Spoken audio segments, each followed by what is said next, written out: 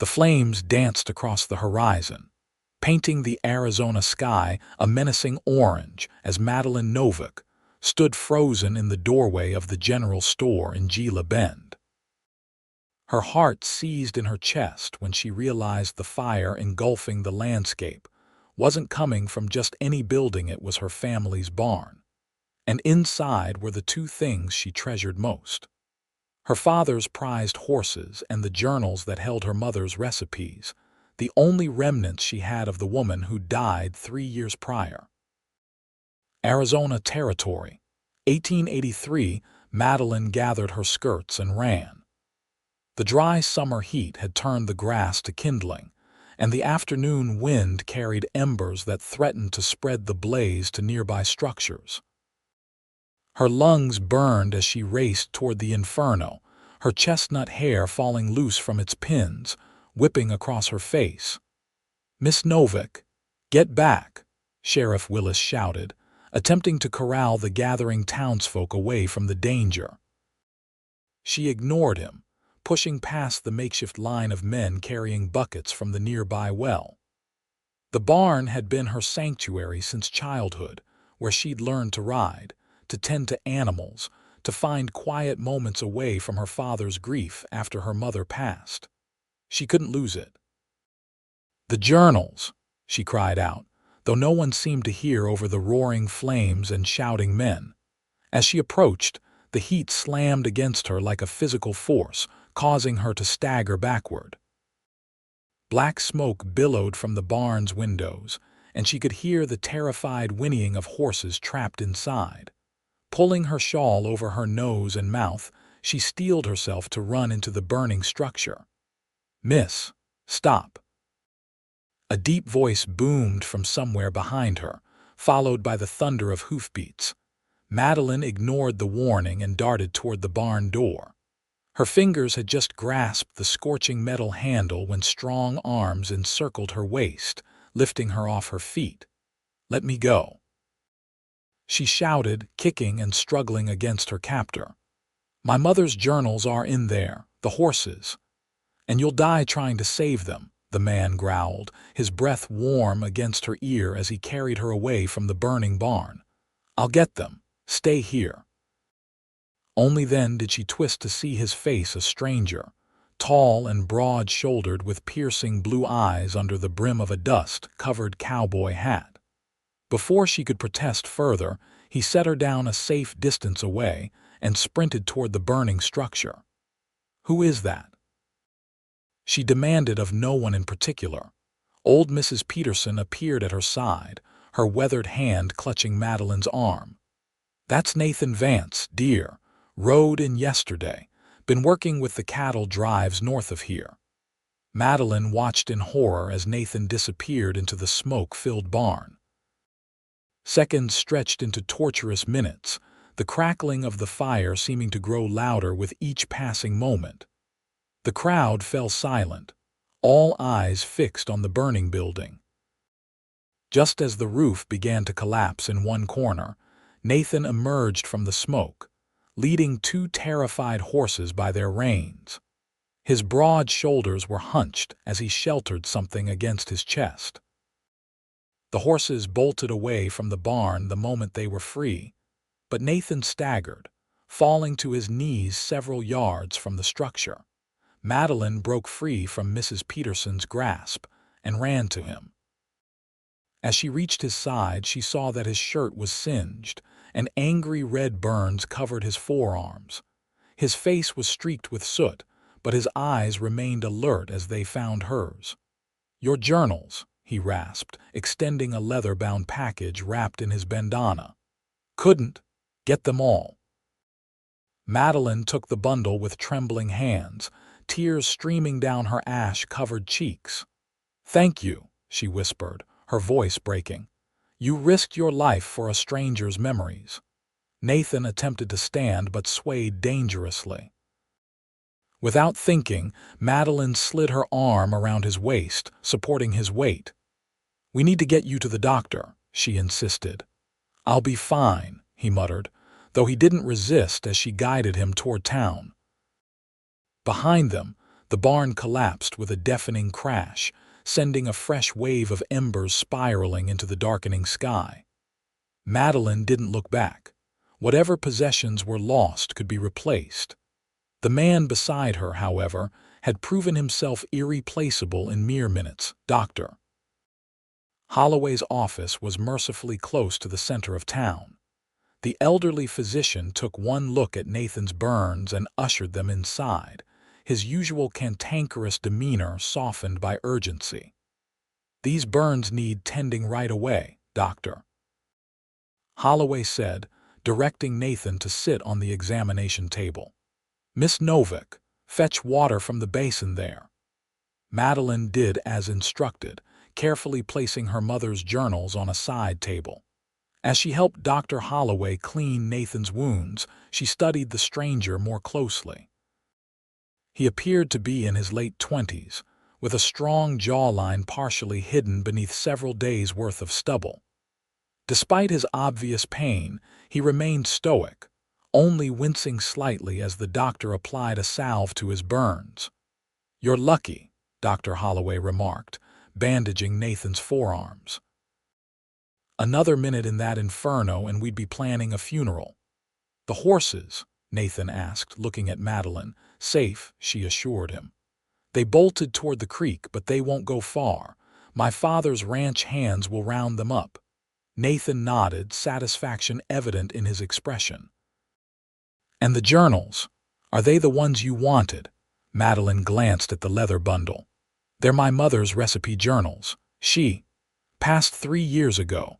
These contain more than just recipes. They hold her thoughts, her stories. They're all I have left of her." "I'm sorry about your mother," Nathan said softly, "and sorry I couldn't save more." "You saved what mattered most," Madeline replied, her voice thick with emotion. "I don't know how to thank you properly." Dr. Holloway finished the bandaging and stepped back. "You can thank him by making sure he rests. Those burns aren't life-threatening, but infection could change that quickly." "Where are you staying, Mr. Vance?" Nathan grimaced. "The boarding house, but my things are probably just fine," Madeline interrupted. "The fire was contained to our property, but you shouldn't be alone with these injuries." She hesitated, then made a decision. "You'll stay at our ranch. We have plenty of room, and it's the least we can do after what you did today." Nathan looked ready to protest, but Dr. Holloway cut in. "She's right. You'll need help changing those bandages for at least a week, unless you fancy losing an arm to gangrene." Nathan's expression soured, but he conceded with a slight nod. "If it's not too much trouble. Saving my mother's memories and our horses." "Mr. Vance, you've earned far more than a spare bedroom and some nursing," Madeline said firmly. By the time they left Dr. Holloway's office, night had fallen over Gila Bend. The fire had been extinguished, leaving behind the acrid smell of smoke and charred wood. Madeline's father, Henry Novak, was waiting outside, his usually stern face etched with relief when he spotted his daughter. "Maddie," he breathed, embracing her tightly. "When I heard I was out at the north pasture." He pulled back, examining her face. "You're not hurt." "I'm fine, Father. Thanks to Mr. Vance." She gestured to Nathan, who stood awkwardly behind her. "He saved the horses and Mother's journals." Henry extended his hand to Nathan. "Then I owe you a debt I can never repay, sir. My wife's journals are precious to my daughter." Nathan shook Henry's hand carefully, mindful of his bandages. "Anyone would have done the same." "No," Henry said firmly. "Not everyone would have risked their life for a stranger's possessions. You're welcome at our table any time." Madeline explained her offer of lodging, and Henry immediately agreed. "Of course, I insist. Our foreman's cabin is empty and comfortable. It's settled." Despite Nathan's continued protests that he didn't need special treatment, he found himself in the Novak's wagon, headed toward their ranch just outside town. The journey was silent, each occupant lost in their own thoughts as they traveled beneath a star-filled Arizona sky.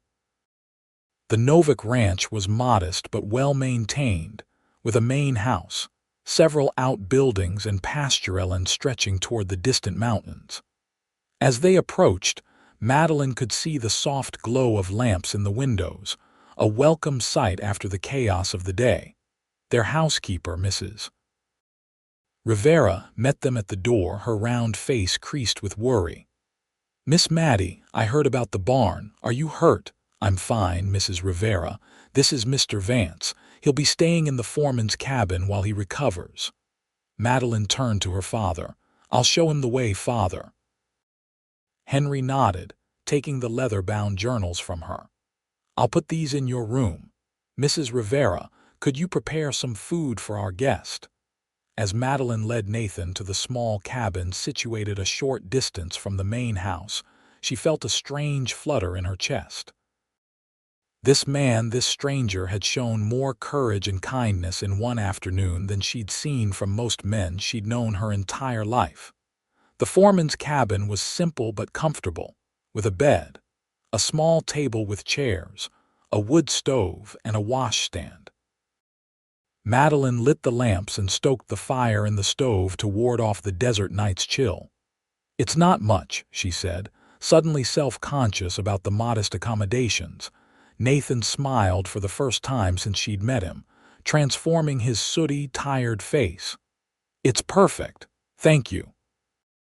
Madeline busied herself with arranging items on the washstand, avoiding his gaze. "Mrs. Rivera will bring food shortly. Tomorrow I'll help change your bandages and Miss Novak," Nathan interrupted gently. "You don't owe me anything." She turned to face him, her green eyes serious. "I disagree, Mr. Vance, but I respect your modesty."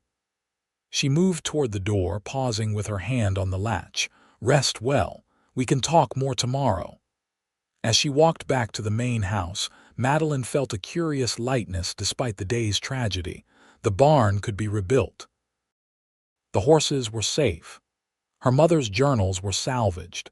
And somehow, in the midst of disaster, fate had introduced her to Nathan Vance.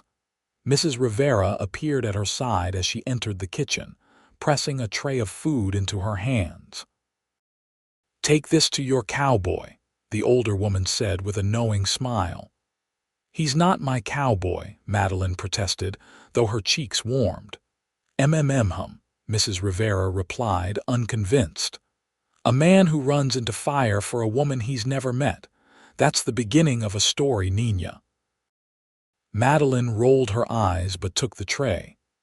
As she walked back to the cabin, she wondered if perhaps Mrs. Rivera was right.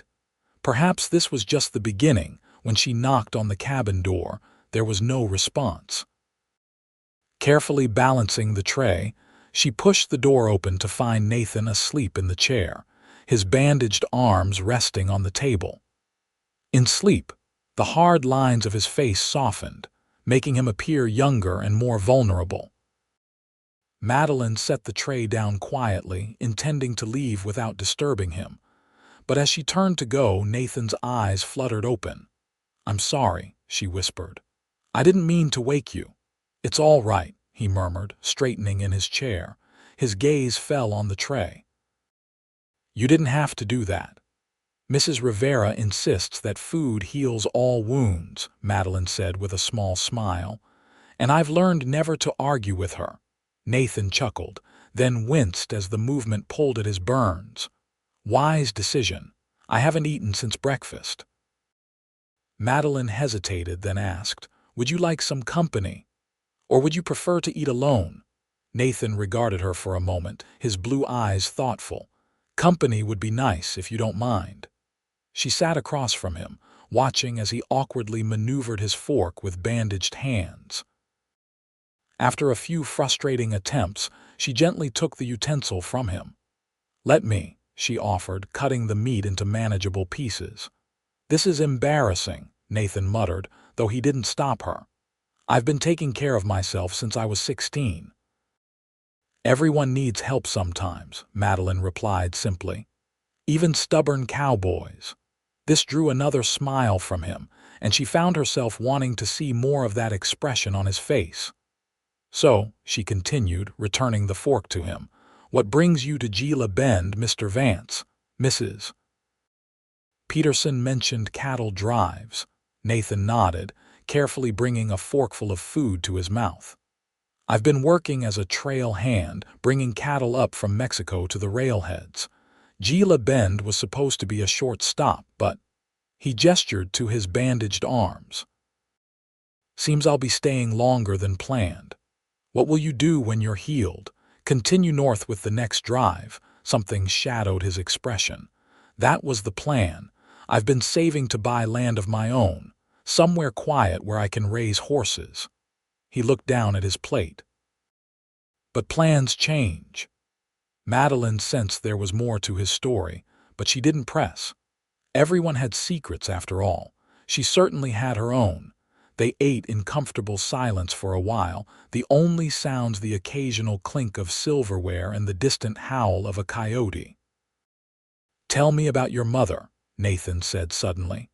"The journals seemed important to you." Madeline's fingers traced the edge of the table. "My mother was remarkable. She came west as a bride, leaving behind a comfortable life in Boston to follow my father's dreams. She could have been bitter about the hardships, but instead she found beauty in everything, even this harsh desert." She smiled at the memory. She kept those journals to record not just recipes, but her observations, her hopes. "After she died from fever, I read them every night. They helped me feel close to her." "I'm glad I could save them for you," Nathan said softly. "How did you know which ones to grab?" Madeline asked. "There must have been other books in the barn." Nathan's expression grew sheepish. "I didn't. I just grabbed what looked personal from the small desk in the corner. The horses were my priority, but I heard you shouting about journals." Madeline reached across the table impulsively, her hand covering his bandaged one. "Thank you, truly." Their eyes met, and something electric passed between them, a recognition, perhaps, of kindred spirits. The moment stretched until Madeline became aware of the impropriety and withdrew her hand. "I should let you rest," she said, standing. "Dr. Holloway was quite serious about those burns." Nathan nodded, though he looked reluctant to see her go. "Will I see you tomorrow?" "Of course. Someone needs to change those bandages." She paused at the door. "Good night, Mr. Vance." "Nathan," he corrected. "Please call me Nathan." Madeline smiled. "Good night, Nathan." "I'm Madeline, not Miss Novak." "Good night, Madeline," he replied, his voice wrapping around her name like a caress. As she walked back to the main house under a tapestry of stars, Madeline felt as though something fundamental had shifted in her world, as if the universe had been slightly rearranged, making space for this stranger who had already carved a place in her heart. The next morning dawned clear and bright, the scent of sage and desert blooms replacing the acrid smell of smoke that had permeated the air the previous day. Madeline rose early, dressing in a simple blue cotton dress, before heading to the kitchen to prepare a tray for Nathan. Mrs. Rivera was already there, kneading dough for the day's bread. "Good morning, Nina," she greeted with a knowing smile. "You are up early to check on your hero, yes." Madeline rolled her eyes but couldn't suppress her smile. "His bandages need changing, Mrs. Rivera. It's the proper thing to do."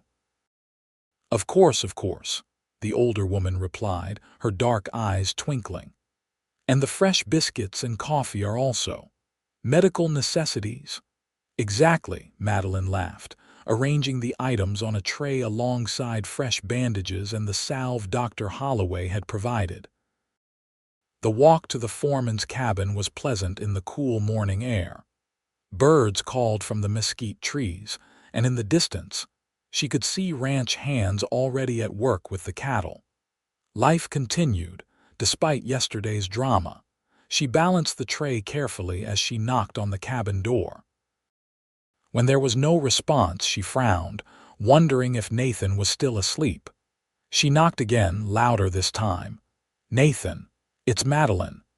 The door swung open to reveal Nathan, freshly shaved but clearly in discomfort. His shirt was half-buttoned, and he'd clearly been struggling with the task given his injured hands. "I'm sorry," he said, standing aside to let her enter. "Getting dressed is challenging." Madeline set the tray down on the table and turned to him, trying to ignore the impropriety of helping a man she barely knew with his clothing. "Let me help you." Nathan looked ready to protest, but then conceded with a nod. Madeline approached him, acutely aware of his height and breadth as she carefully fastened the remaining buttons of his shirt. His clean, masculine scent enveloped her, making her heart flutter traitorously.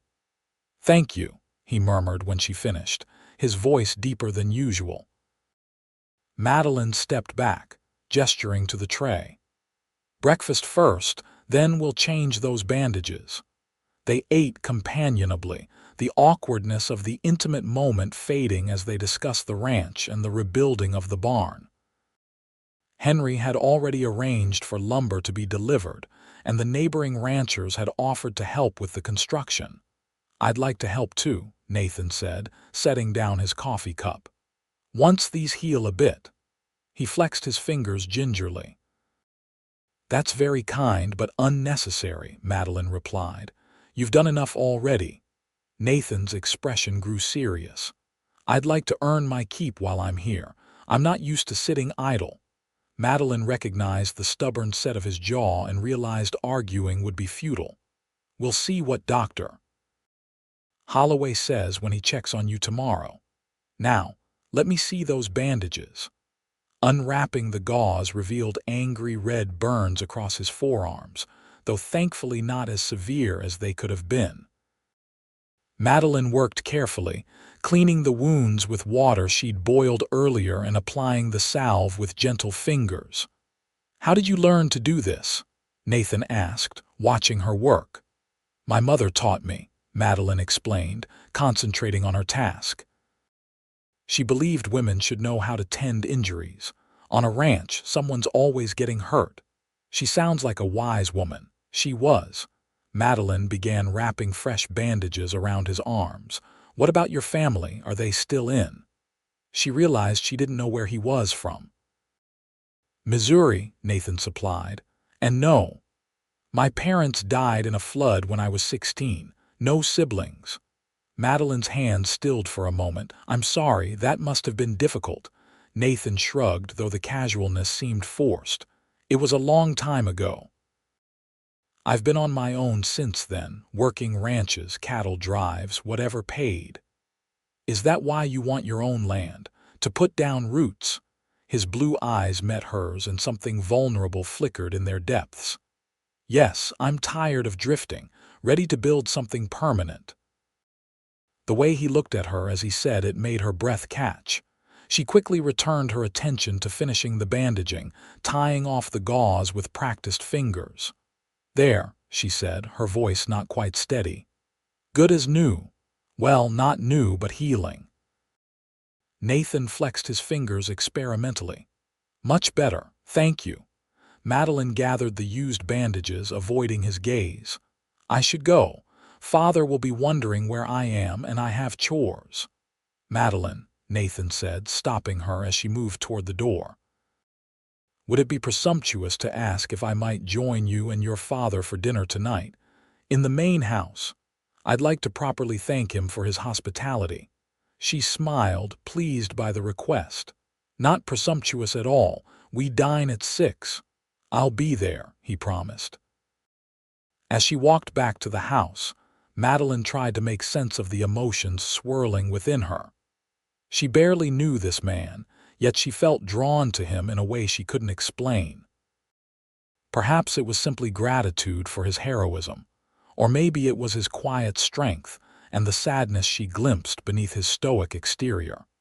Whatever it was, she knew one thing for certain: Nathan Vance was unlike any man she'd ever met. The day passed in a blur of activity. Madeline helped her father assess the damage from the fire and make plans for rebuilding. The barn's foundation was intact, which was a blessing, but much of the structure would need to be rebuilt from scratch. The cause of the fire remained a mystery, though the sheriff suspected it might have been started by a carelessly discarded cigarette from a passing traveler. By late afternoon, Madeline found herself strangely nervous about dinner. She changed into a green dress that her mother had always said brought out her eyes, and she pinned her hair more carefully than usual. Mrs. Rivera noticed her efforts and smiled knowingly, but said nothing. At precisely 6 o'clock, there was a knock at the door. Madeline answered it to find Nathan standing on the porch, his hair neatly combed and his shirt clean despite the bandages on his arms. He held a small bunch of wildflowers in his hand. "These were growing near the creek," he said, offering them to her. "I thought they might brighten the table." Madeline accepted the flowers, touched by the simple gesture. "They're beautiful. Thank you." Nathan followed her into the house, where Henry greeted him with a firm handshake. "How are the arms, son?" Henry asked, leading the way to the dining room. "Healing, sir. Thanks to your daughter's care," Nathan replied. Dinner was a pleasant affair. Mrs. Rivera had outdone herself with roast beef, potatoes, and fresh bread. The conversation flowed easily as Henry shared stories of the ranch's early days, and Nathan spoke of his travels across the Western Territories. "So you've never settled in one place?" Henry asked, leaning back in his chair. Nathan shook his head. "No, sir. But as I was telling Madeline, I've been saving to buy land. I'd like to raise horses." Henry's eyes lit up. "Horses, you say? I've built a modest reputation for the quality of our stock. Started with just 2 mares when I came west." "I noticed your horses yesterday," Nathan said. "Beautiful animals, the Appaloosa mare especially." "That's Maddie's horse," Henry said proudly. "She has an eye for good horseflesh, just like her mother did." Madeline smiled at the compliment. "Starlight was a gift for my 16th birthday. I helped deliver her as a foal." "She's remarkable," Nathan said sincerely, his eyes meeting Madeline's across the table. Henry watched the exchange with interest. "Mr. Vance, I wonder if I might make a proposition. The rebuilding of our barn will take several weeks, and during that time, our regular activities will be somewhat disrupted. I could use a man with knowledge of horses to help maintain our breeding program." Nathan straightened in his chair. "Are you offering me a job, Mr. Novak?" "Consider it an arrangement of mutual benefit," Henry replied. "You need time to heal and we need help. Dr. Holloway mentioned you shouldn't do heavy labor with those burns, but you could advise on the horses, perhaps help with training once you're more healed. In exchange, you'd have room, board, and a fair wage." Madeline held her breath, watching Nathan consider the offer. Part of her hoped desperately that he would accept, giving her more time to know this intriguing man. "That's very generous," Nathan said slowly, "but I wouldn't want charity." "It's not charity when I'm getting something valuable in return," Henry said firmly. "Think about it. No need to decide tonight." After dinner, Madeline suggested a walk to show Nathan more of the ranch. Her father raised an eyebrow but nodded his approval. The desert evening was mild, with a gentle breeze carrying the scent of creosote and distant rain. They walked in comfortable silence for a time, following a path that led toward a small rise overlooking the property. "Your father's offer is kind," Nathan said at last, "but unexpected." "He's a good judge of character," Madeline replied, "and he needs the help truly. Our foreman left last month to start his own ranch in New Mexico." Nathan stopped walking, turning to face her in the gathering twilight. "And what about you, Madeline?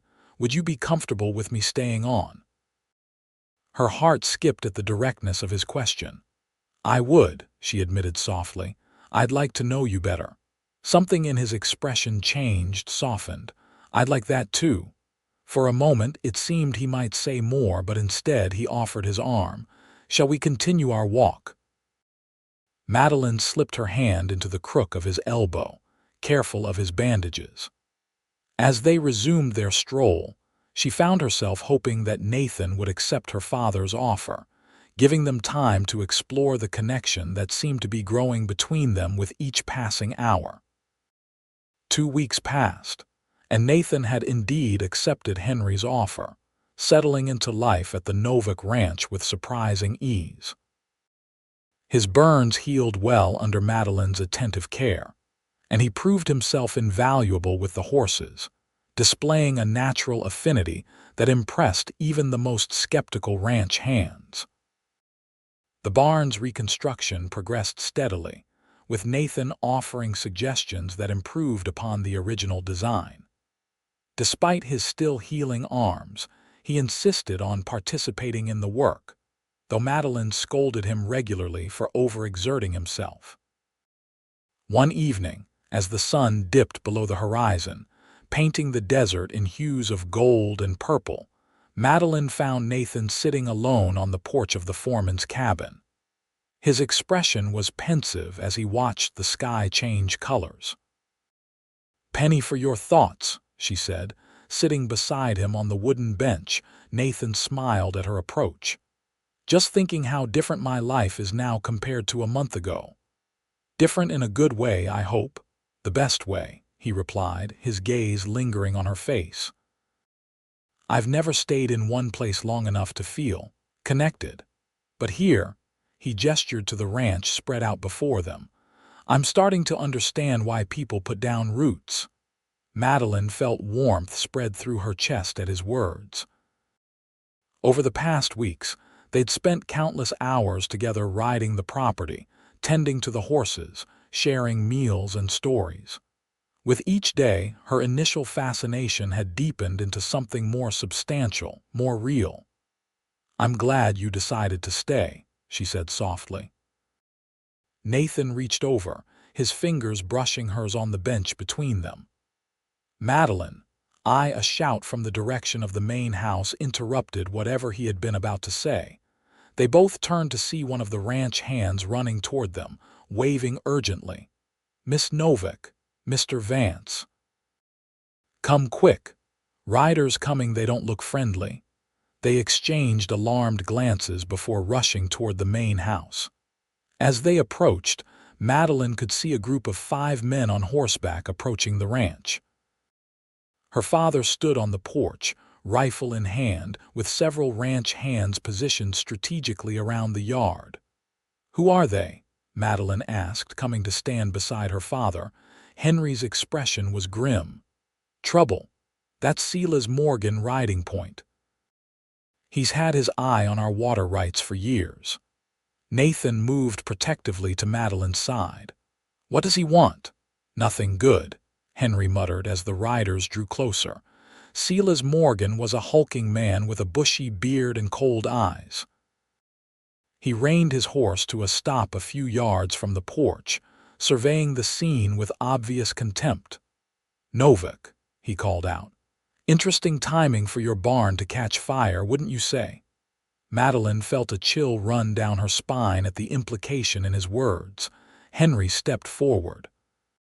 "Say what you came to say, Morgan, and then get off my land." Morgan chuckled, the sound devoid of humor. "Just making a friendly call. Heard about your misfortune and thought you might be reconsidering my offer for this property." "The answer's still no," Henry replied evenly. "And will remain no, no matter how many misfortunes befall us." Morgan's gaze shifted to Madeline, then to Nathan, who had moved slightly in front of her. "New hand?" he asked Henry, though his eyes remained fixed on Nathan. "None of your concern," Henry replied. "Everything in this valley is my concern," Morgan sneered, "especially when it involves the prettiest piece of land with the most reliable water source." His eyes returned to Madeline, "And other pretty things." Nathan tensed beside her, and Madeline placed a restraining hand on his arm, sensing his readiness to confront Morgan despite being outnumbered. "You're not welcome here, Morgan," Henry said, raising his rifle slightly.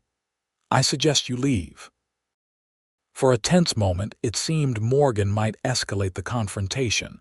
Then, with a malicious smile, he tipped his hat mockingly.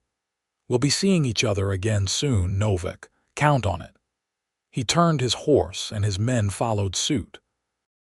As they rode away, Morgan called over his shoulder, "Best keep a close eye on that new barn you're building. Shame if history repeated itself." After they disappeared from view, Nathan turned to Henry. "The fire wasn't an accident. It wasn't a question." Henry's face was set in hard lines. "I suspected as much. Morgan's been trying to force me out for years. The water rights to this property are valuable, especially in drought years." "We should notify the sheriff," Madeline suggested, "and tell him what?" That Morgan made vague threats. "Willis is a good man, but he needs evidence." Henry sighed heavily. "No, we'll need to handle this ourselves. Double the night watch on the property, especially around the new barn construction." "I'll take first watch tonight," Nathan volunteered immediately. Henry nodded gratefully. "I appreciate that, son, but be careful. Morgan's men don't fight fair." Later that evening, after her father had retired for the night, Madeline brought coffee to Nathan, who had positioned himself near the partially constructed barn with a rifle across his knees. "You should be inside," he admonished gently as she approached. "It's not safe." "I'm perfectly safe with you," she replied, handing him the steaming cup. "Besides, I couldn't sleep knowing you were out here alone." Nathan accepted the coffee with a grateful nod. "Your father's a good man. He doesn't deserve Morgan's harassment." "No, he doesn't." Madeline sat beside him on a stack of lumber. "This land has been in our family since before I was born. My mother is buried here. We'll never sell, no matter what Morgan does." Nathan set down his cup and took her hand in his. "You won't have to, I promise." The certainty in his voice made her heart swell.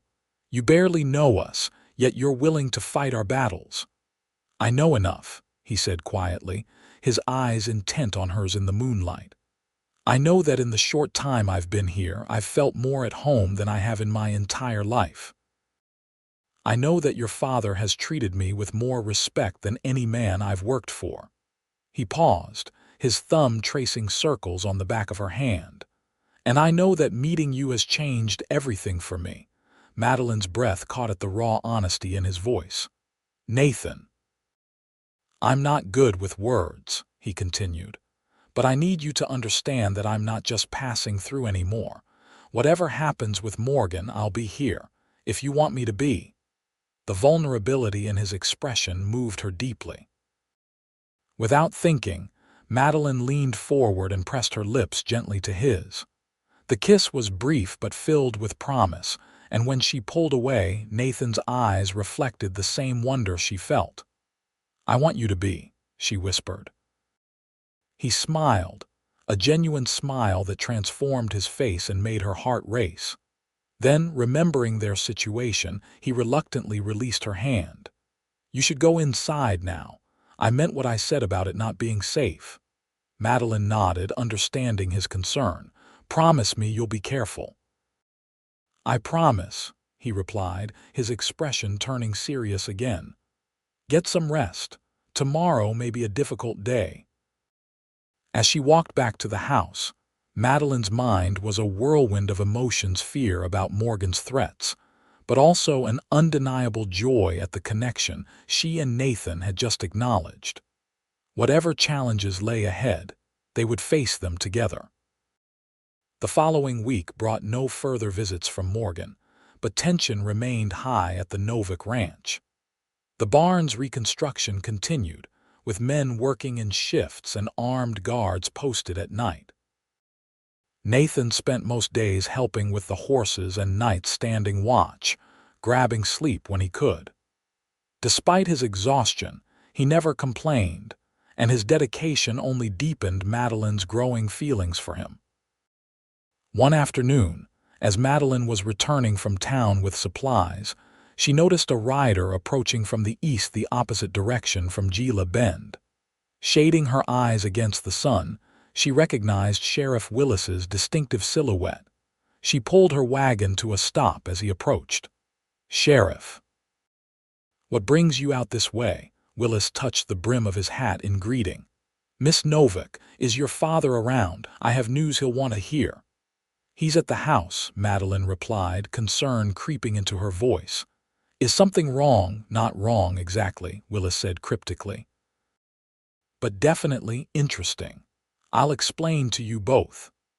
They found Henry in his study, going over accounts. Nathan was with him, discussing plans for expanding the horse breeding program once the barn was complete.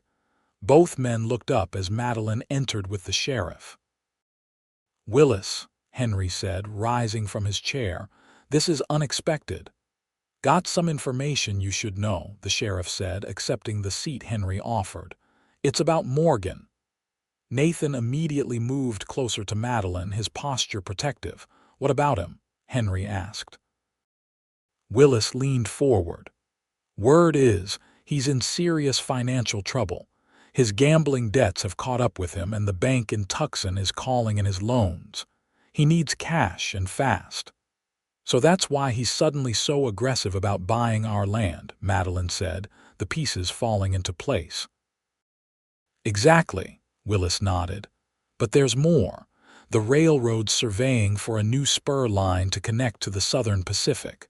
The proposed route runs right through the eastern edge of your property." Henry's eyebrows shot up. "No one's approached me about that." "It's not public knowledge yet," Willis explained. "But Morgan has friends in the railroad company. He knows that if he can get your land, he stands to make a fortune selling the right-of-way." "How did you find this out?" Nathan asked. Willis gave him an appraising look. "Morgan got drunk in my jail last night, locked him up for disturbing the peace at the saloon. He talks too much when he's in his cups." Henry paced the room, absorbing this information. "This changes things. If Morgan's desperate, he'll be more dangerous than ever." "I agree," Willis said grimly. "That's why I rode out here personally. Be on your guard, Henry. Morgan's not a man to give up easily, and he's running out of options." After the sheriff departed, the three of them discussed strategies for protecting the ranch. Henry decided to send for additional men from a friendly neighboring ranch, while Nathan suggested moving the most valuable horses to a more secure location until the threat passed. "And what about you, Madeline?" Nathan asked, concern evident in his voice. "Maybe you should stay in town with Mrs. Peterson until this blows over." Madeline shook her head firmly. "This is my home. I won't be driven away by threats." Henry looked at his daughter with a mixture of pride and worry. "She gets that stubborn streak from her mother," he told Nathan. "But I agree with you, I'd feel better if she were somewhere safer." "I can take care of myself," Madeline insisted. "And I won't leave you two to face Morgan alone." Nathan opened his mouth to argue further, but the sound of approaching horses interrupted their discussion. Henry moved to the window, then relaxed visibly. "It's just Roberto and the men returning from the South Range," he said. "But we should be prepared for Morgan to make his move soon. He knows we're aware of his intentions now." That evening, as clouds gathered on the horizon promising a rare summer rain, Madeline found Nathan in the stables, checking on a mare that was close to foaling. She watched him for a moment, admiring the gentle way he spoke to the nervous animal, his hands moving confidently over her swollen sides. "You have a gift with them," she said, stepping into the stall. Nathan glanced up with a smile. "They respond to honesty. Horses can sense fear or uncertainty." He patted the mare's neck. "She'll deliver within the next day or two, I think." "Another beautiful foal for our stock," Madeline said, coming to stand beside him. The casual use of our didn't escape either of them, and Nathan's eyes met hers with quiet intensity. "Madeline," he began, his voice low, "when this situation with Morgan is resolved, I'd like to speak with your father about something important." Her heart quickened. "What would that be?" Before he could answer, a deafening crash of thunder shook the stable, causing the horses to whinny and stamp nervously. The promised storm had arrived with unexpected ferocity. "We should get back to the house," Nathan said, securing the stall door. "This storm looks serious." They hurried across the yard as fat raindrops began to fall, quickly turning into a downpour that soaked them to the skin.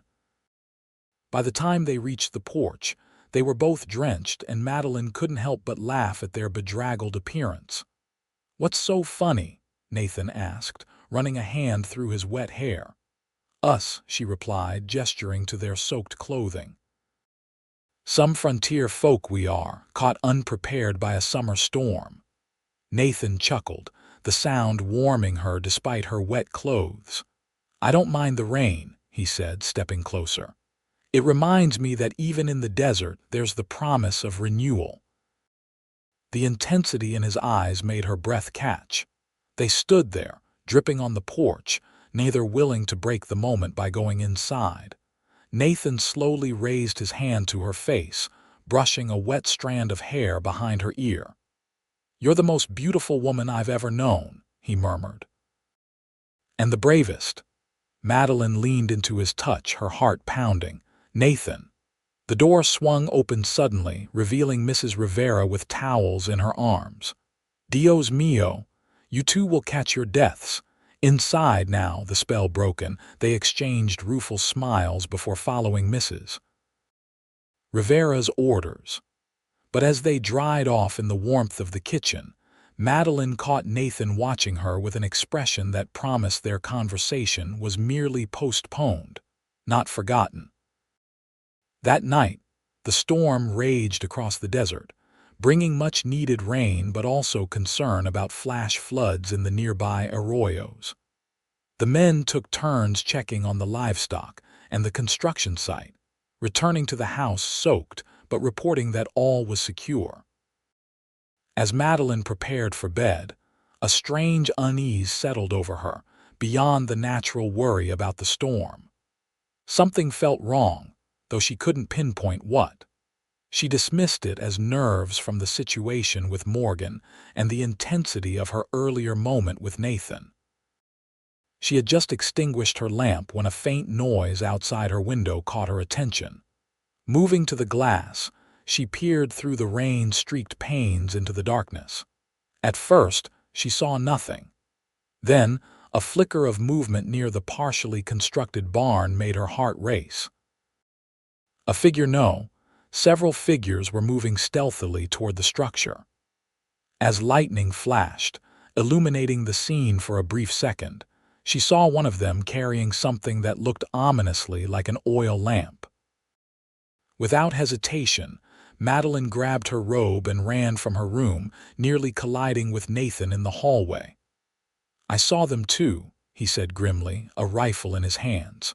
"Wake your father. I'll alert the men." Madeline did as instructed, and within minutes, Henry and several ranch hands were armed and moving toward the barn through the driving rain. Nathan insisted that Madeline stay in the house with Mrs. Rivera, despite her protests. "I need to know you're safe," he told her firmly. "Please." The pleading in his eyes convinced her, and she nodded reluctantly. But as soon as the men disappeared into the stormy darkness, she moved to the window, straining to see what was happening. Minutes passed like hours. Then, suddenly, the night erupted in gunfire. Madeline gasped as she saw muzzle flashes near the barn, followed by shouts that were mostly drowned out by the thunder. Unable to bear the uncertainty any longer, Madeline grabbed a lantern and her father's spare pistol from the study. Mrs. Rivera tried to stop her, but Madeline was determined to know what was happening to the men she cared about. She stepped out into the rain, the lantern offering little light against the storm's fury. Moving cautiously toward the barn, she heard more gunshots and angry voices. As she drew closer, she could make out figures struggling in the darkness. Suddenly, a massive bolt of lightning struck nearby, momentarily illuminating the entire yard with blinding clarity. In that frozen moment, Madeline saw everything Morgan and his men engaged in a firefight with her father's ranch hands. Nathan wrestling with one of Morgan's thugs near a stack of lumber, and most terrifying of all, flames beginning to lick at the base of the barn despite the rain. "Fire!" she shouted, rushing forward without thought for her own safety. "The barn's on fire!" Her cry distracted Nathan, who turned reflexively at the sound of her voice. His opponent used that moment to land a crushing blow to Nathan's temple, sending him crumbling to the ground. "Nathan!" Madeline screamed, running toward him. Before she could reach him, strong arms grabbed her from behind.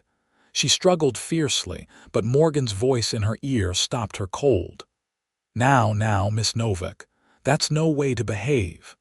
His breath reeked of whiskey as he dragged her toward the burning barn. "Your father needs a little motivation to be reasonable about selling." Madeline fought with renewed vigor, but Morgan's grip was like iron. He hauled her through the partially constructed doorway of the barn, where flames were spreading rapidly despite the rain, aided by the oil his men had splashed on the lumber. "Let her go, Morgan," Henry's voice boomed from outside. "This is between you and me. Then sign over the deed." Morgan shouted back, using Madeline as a shield. "Or watch your daughter and your precious barn burn." The smoke was already growing thick, and Madeline coughed as it filled her lungs. The fire was spreading faster than seemed possible, engulfing the new lumber with unnatural speed. Morgan must have used something more volatile than lamp oil, she realized with mounting horror. "You're going to kill us both," she gasped, struggling against his grip. Morgan laughed, a wild, desperate sound. "Maybe, but Novak will sign before that happens. He loves you more than this land." Outside, Madeline could hear her father's anguished shouts and the confused yelling of men trying to organize a rescue. The flames were now climbing the walls, creating a barrier of fire between them and the door. Morgan's confidence seemed to waver as he realized the fire was spreading faster than he'd anticipated. His grip on Madeline loosened slightly as he looked around for an escape route. Seizing the opportunity, she stomped hard on his instep and drove her elbow into his ribs. Morgan howled in pain, releasing her momentarily. Madeline tried to run for the door, but he recovered quickly, grabbing her arm and throwing her against a burning support beam. Pain exploded across her back, and she fell to her knees, disoriented. The smoke was now so thick she could barely see, and the heat was becoming unbearable. Morgan loomed over her, his face a mask of rage in the flickering firelight. "You stupid girl," he snarled. "If I'm going down, you're coming with me." Just as he reached for her again, a section of the roof collapsed nearby, sending burning debris cascading between them. Morgan stumbled backward, momentarily separated from her by a wall of flames. Madeline crawled toward what she hoped was the direction of the door, her lungs burning and her vision blurring from the smoke. The fire's roar was deafening, drowning out all other sounds. She couldn't tell if Morgan was still pursuing her or if the men outside were still trying to reach her. As her strength began to fail, she heard a familiar voice calling her name. Through the smoke and flames, a figure appeared: Nathan, his face bloodied from his earlier fight, moving toward her with desperate determination. "Madeline," he shouted, dropping to his knees beside her. "Hold on, I'm getting you out of here." Without hesitation, he scooped her into his arms, cradling her against his chest as he stood. The movement sent pain shooting through her injured back, but the relief of being in his arms overrode the discomfort. "Morgan," she managed to gasp. "Forget him," Nathan said grimly, navigating through the burning barn with surprising sureness. "We need to get you to safety." The smoke was so dense now that Madeline could barely make out Nathan's face inches from her own. He pulled her closer, sheltering her from falling debris as he moved steadily toward what she hoped was the exit. "Almost there," he murmured, his voice hoarse from the smoke. "Stay with me, Madeline." A sudden crash announced the collapse of another section of the roof. Nathan staggered but kept moving, his determination unwavering despite the inferno surrounding them. Then, miraculously, fresh air hit her face. They were outside, staggering away from the blazing barn into the rain-soaked night. Hands reached for them, her father's, the ranch hands pulling them further from danger. Nathan gently laid her on the wet ground, his face filled with concern as he brushed damp hair from her forehead. "Madeline, can you hear me?" She nodded weakly, coughing to clear her lungs of smoke. "You came for me," she whispered. "Always," he replied, his voice breaking with emotion. "I will always come for you." Henry knelt beside them, tears mixing with rainwater on his weathered face. "Maddie, thank God." He looked at Nathan with profound gratitude. "Son, I don't have words." A shout from one of the ranch hands interrupted the moment. "Morgan's still in there." They turned to see the barn now fully engulfed in flames, the heat so intense they could feel it despite the continuing downpour. There was no sign of Morgan, and the inferno made any rescue attempt suicidal. "He chose his path," Henry said grimly. "Let's get Madeline to the house." As Nathan carried her to safety, Madeline looked over his shoulder at the burning structure.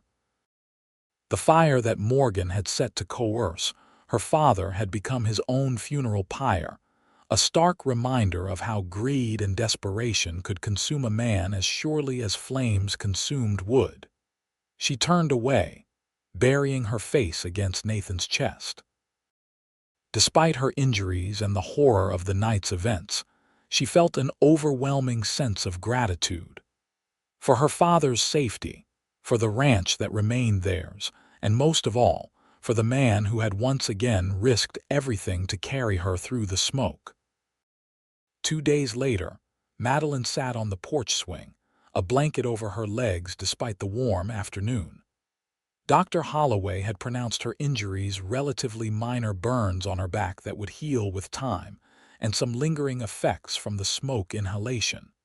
She had been lucky, he said. Far luckier than Silas Morgan, whose body had been recovered from the charred remains of the barn once the fire finally burned itself out. The sheriff's investigation had confirmed what they already knew: Morgan had planned to force Henry to sign over the deed by threatening Madeline. What they hadn't known was how desperate his financial situation had truly been. According to papers found in his saddlebags, he had been facing not just bankruptcy but criminal charges for fraud related to his railroad dealings. "Mind if I join you?" Madeline looked up to see Nathan standing at the edge of the porch, his face still showing the bruises from his fight with Morgan's man, but his eyes as clear and blue as the Arizona sky. "Please," she said, shifting to make room on the swing. He sat beside her, careful not to jostle her injuries. For a moment, they sat in comfortable silence, watching as ranch hands cleared debris from the burned barn site. Already, new lumber was being stacked nearby, ready for rebuilding. "Your father tells me the railroad company sent a representative this morning," Nathan said eventually. "About the spur line," Madeline nodded. "They offered a fair price for a small section of our eastern grazing land. Father accepted. It will actually be good for business, make it easier to ship our horses to market. He's a shrewd businessman." "Yes," she agreed, "though he surprised me today. He said he's considering taking on a partner in the ranch, someone with a good eye for horses and the courage to stand by family when it matters." Nathan's eyes widened slightly. "A partner?" Madeline turned to face him fully, her heart racing at what she was about to say. "Nathan, When you carried me from that fire, I realized something. Life is too precious, too uncertain to waste time being cautious with our feelings. She took a deep breath. I love you. I know we've only known each other a short time, but I've never been more certain of anything. Nathan's expression transformed, joy replacing surprise. He took her hands in his touch gentle but sure. I love you too, Madeline. From the moment I saw you standing outside that first burning barn, determined to save what mattered to you, I think my heart recognized something in you that it had been searching for my whole life. Tears pricked at Madeline's eyes. My father's offer of partnership. It comes with conditions. What conditions? Nathan asked, his thumbs tracing circles on her palms. That you make an honest woman of his daughter, she replied, a smile breaking through her tears. If that's what you want. Nathan's answering smile was radiant. What I want. Madeline Novak, I want to build a life with you. I want to rebuild that barn and fill it with the finest horses in the territory. I want to wake up every morning knowing you're beside me and go to sleep each night thanking God for bringing me to you. He paused, his expression growing serious. But most of all, I want to be worthy of your love. You already are, she whispered. You always have been. Nathan leaned forward, mindful of her injuries, and pressed his lips to hers in a kiss that held all the promise of their future together. When they finally parted, he rested his forehead against hers. Will you marry me, Madeline? Yes, she answered without hesitation. 1,000 times yes. 3 months later, on a crisp autumn day, Madeline stood in her bedroom, gazing at her reflection in the mirror. Her wedding dress, a creation of ivory silk and delicate lace that Mrs. Rivera had worked on for weeks, caught the golden afternoon light streaming through the window. There was a soft knock at the door, and her father entered, his eyes misting as he beheld his daughter in her bridal finery. You look just like your mother, he said, his voice rough with emotion. Madeline smiled, touching the pearl pendant at her throat, a gift from Nathan, to match the ring he had presented her when he formally asked for her hand after receiving Henry's blessing. I wish she could be here today, Madeline said softly. Henry nodded, taking her hands in his.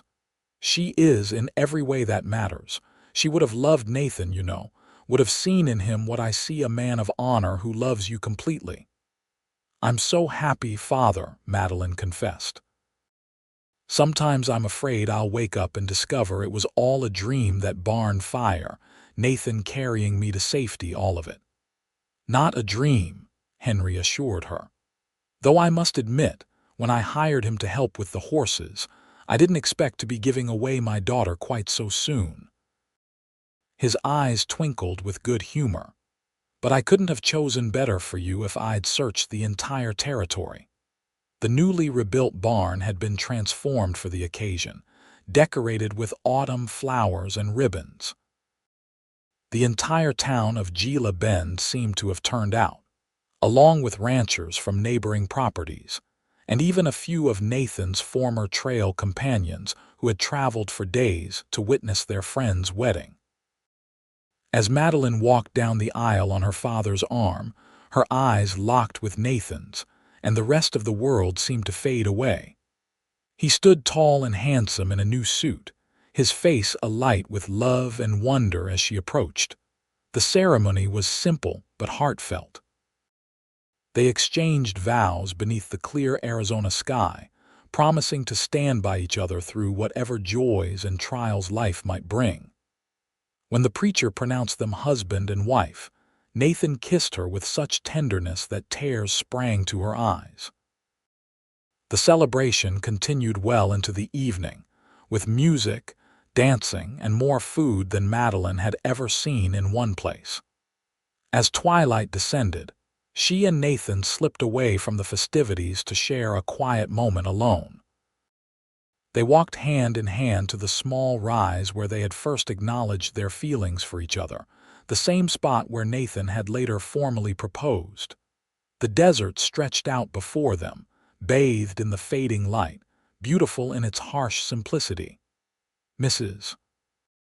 Vance, Nathan said, savoring the words. How does it feel? Madeline smiled up at him. Perfect, like coming home after a long journey. He wrapped his arms around her, drawing her close. I've been thinking about what you said about that first fire being the beginning of our story. And what have you concluded? She asked, leaning into his embrace.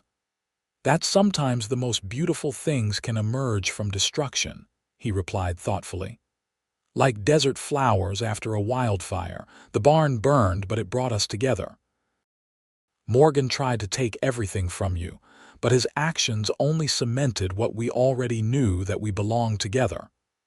Madeline turned in his arms to face him. Promise me something, anything, he answered without hesitation. Promise me we'll never forget how precious this is, what we've found together, that we'll never take it for granted. Nathan's expression grew serious. I promise. Every morning when I wake up beside you, I'll remember carrying you through the smoke, and I'll be grateful all over again that you're mine. He sealed his promise with a kiss, tender and reverent, as the first stars appeared in the darkening sky above them. Epilogue. 5 years later, the sound of children's laughter floated through the open windows of the Vance Novak ranch house, followed by the patter of small feet across the wooden porch. Madeline looked up from the dough she was kneading to see her 3-year-old son, Henry, burst into the kitchen, his face alight with excitement. Mama, Papa's home, with the new horses, he exclaimed, bouncing on his toes. Madeline smiled, wiping her hands on her apron. Is he now? Well, we should go welcome him, shouldn't we?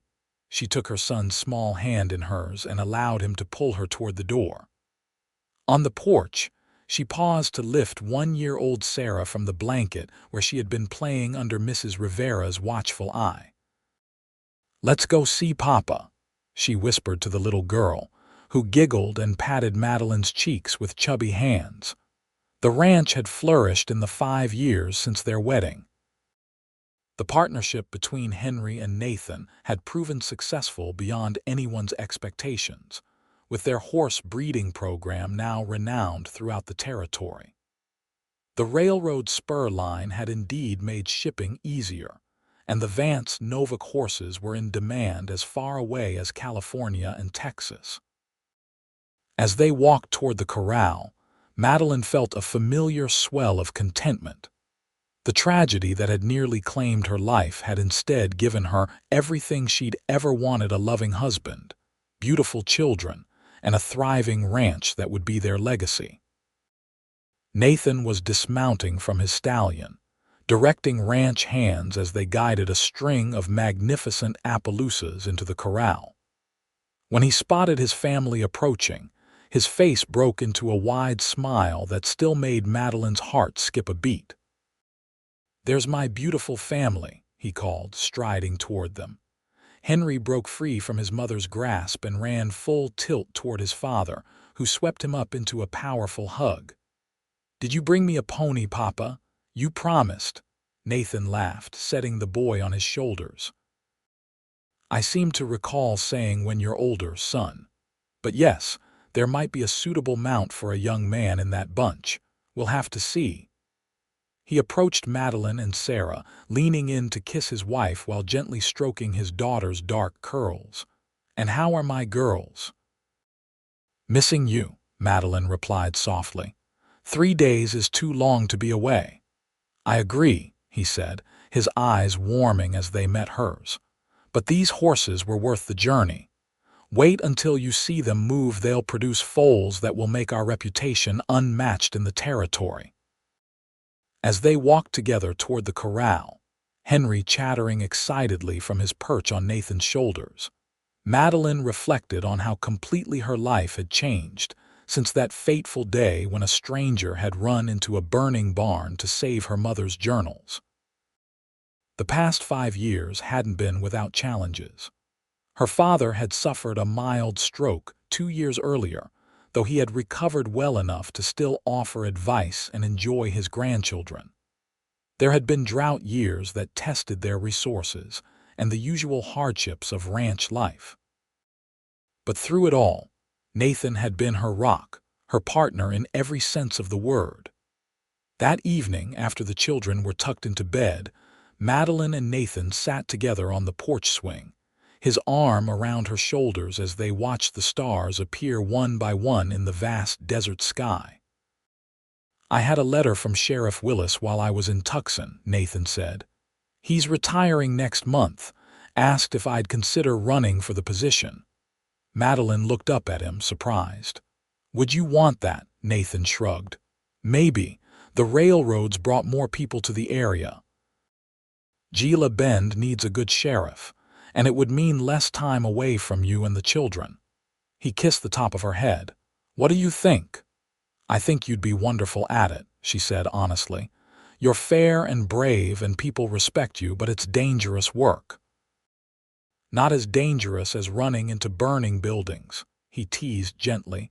Madeline smiled, remembering. "That seems like a lifetime ago sometimes." "And sometimes it feels like yesterday," Nathan replied, his voice growing serious. "When I saw you in that barn with Morgan, the flames closing in, I've never been so terrified in my life." She nestled closer to him. "But you came for me, just like the first time." "I always will," he promised, echoing the words he'd spoken as he carried her to safety. "No matter what." They sat in comfortable silence for a time, enjoying the cool evening breeze and the distant sounds of the desert night. Eventually, Nathan spoke again, his voice thoughtful. "You know, if I become sheriff, we might want to build a small house in town, for times when I need to be there overnight." "That makes sense," Madeline agreed. "The children would enjoy spending time in town occasionally. Sarah's getting old enough to appreciate it, and Henry's always asking to visit the general store." Nathan chuckled, just like his mother, curious about everything. As they continued discussing plans for the future, Madeline was struck by how seamlessly their lives had intertwined, how completely they had become a unit: partners, lovers, parents, friends. The passionate love that had begun amidst smoke and flame had matured into something even more powerful. An unshakable bond forged through shared joys and sorrows, mutual respect, and unwavering devotion. Later, as they prepared for bed, Nathan caught her hand, pulling her gently into his arms. "Have I told you today how much I love you?" he murmured, his lips brushing her temple. "Yes," she smiled up at him, "but I never tire of hearing it." "Good," he replied, his eyes crinkling with warmth, "because I plan to tell you every day for the rest of our lives." As he kissed her, Madeline knew with absolute certainty that the fire that had nearly claimed her life had instead given her the greatest gift imaginable: a love strong enough to weather any storm, brave enough to walk through fire, and true enough to last a lifetime. In the quiet darkness of their bedroom, with the desert winds whispering outside their window, Nathan and Madeline Vance held each other close, grateful for the twist of fate that had brought them together, and the courage that had kept them there: a love story that had begun in flames, but would continue to burn brightly in their hearts forever.